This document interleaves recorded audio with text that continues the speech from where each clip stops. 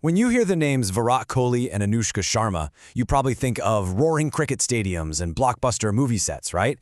But honestly, their most strategic game is being played far away from any pitch or film set. We're not just talking about celebrity influence here, we're talking about a seriously powerful business empire. So let's dive in and break down their playbook. Okay, let's just start with a number that is, well, it's staggering. According to the latest reports, their combined net worth is over 1,250 crore rupees. Think about that for a second. That kind of money puts them in a completely different league. And that, right there, is the big question, isn't it? Is this massive empire just built on easy endorsement money and their famous faces?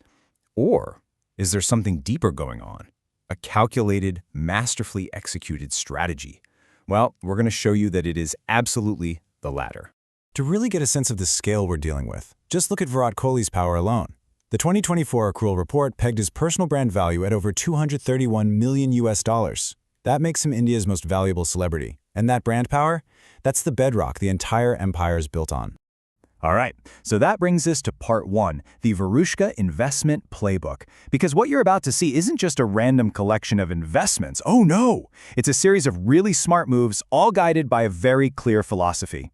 When you really dig into their choices, you start to see these three core principles pop up again and again.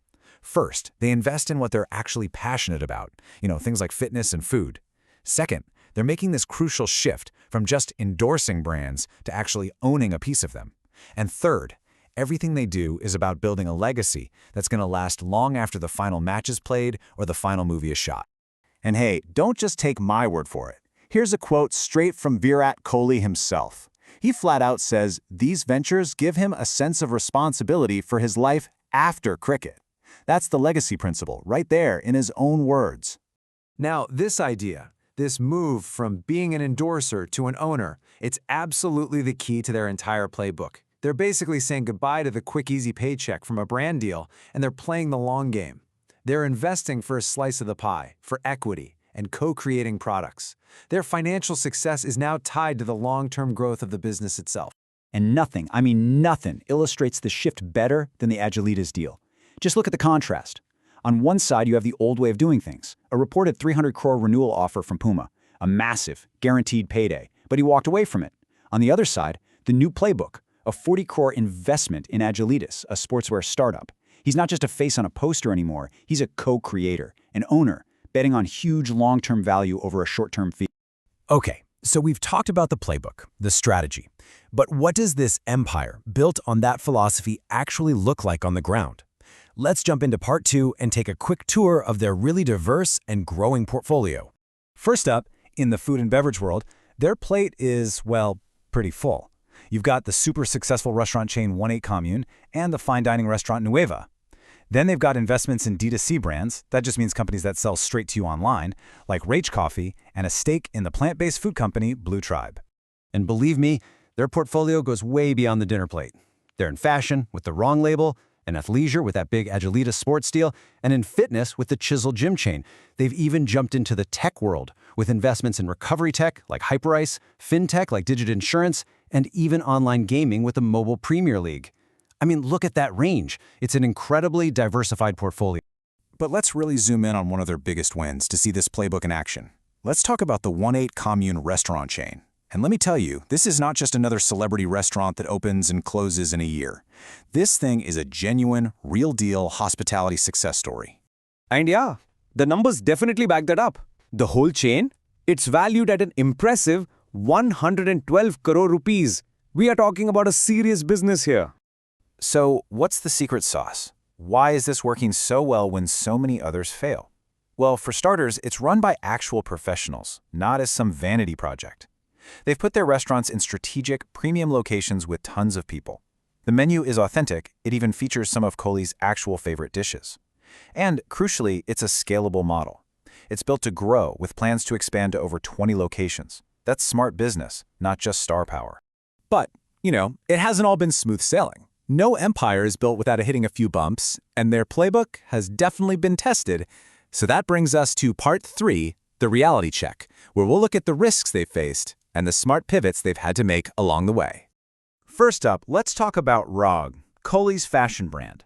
This is a fascinating case study in how even the most powerful personal brand on the planet can't guarantee success in a really tough, competitive market.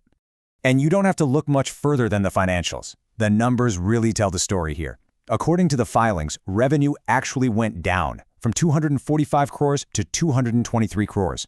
And at the same time, their net losses got bigger, going from 57 crores to 75 crores. The lesson here? It's a huge reminder that even with a megastar's name on the door, the fundamental business has to work. Okay, now for a different kind of story. Let's look at Blue Tribe, their venture into plant-based meat.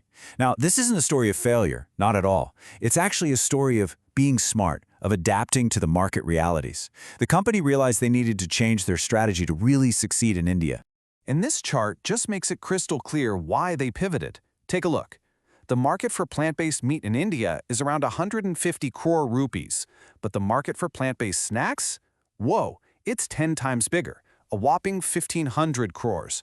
So by expanding into snacks, they tapped into a much, much larger market. That's just a savvy business pivot. All right, now we need to touch on a more sensitive topic, the investment in the gaming platform MPL. This one has definitely raised some questions around governance and potential conflicts of interest. And just to be super clear, we are not taking a side here. We're just going to lay out the facts as they've been reported. So here's how the timeline unfolds. In February 2019, Kohli invests in MPL's parent company. Got it. Less than a year later, in January 2020, he's named as its brand ambassador. Then, in November of that same year, MPL Sports becomes the official kit sponsor for the Indian cricket team. It's this sequence of events that has led observers to ask some tough questions about potential commercial conflicts, as defined by the Indian Cricket Board's own rules. So, after looking at the strategy, the huge successes, and even the challenges, what's the big takeaway? Well, that brings us to our conclusion, the legacy blueprint. Let's quickly recap the key lessons from their playbook. 1. Diversify your interests beyond your main career, and do it early. 2, and this is the big one, make that critical shift from just being a face to being an owner. 3. Authenticity is everything. Invest in things you genuinely know and love. 4. Remember that star power is not a magic bullet. Success demands professional management. And finally, 5. Be ready and willing to pivot when the market tells you.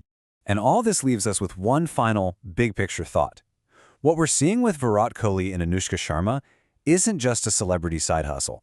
It's a highly strategic, long-term approach to creating wealth and building a brand. So the real question is this. As the lines between being a celebrity and being an entrepreneur get blurrier and blurrier, is this playbook, the Varushka playbook, the new gold standard for building a truly lasting legacy?